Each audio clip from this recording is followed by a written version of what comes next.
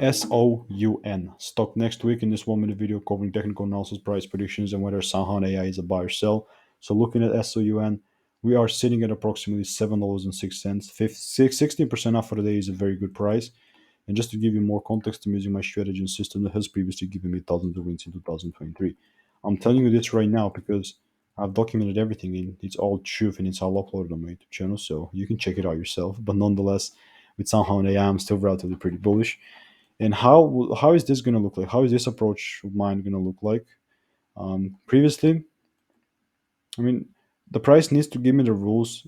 First, it needs to enter the gray area, and then give me a double break for me to take advantage further with SoundHound. So that looks like approximately something like this.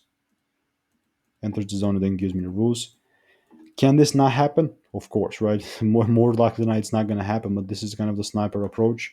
Previously, with SoundHound, I had this also 200% increase in price that I called out too. So let me show you the proof of that one. It was this one here. Here's the video link proof. And a little bit more receipts on SoundHound I'm going to show you right now. Like this bearish prediction here. Check it out. This bullish one, check it out, and so on and so on. So check out the first link in the description, and I'll see you in the next one.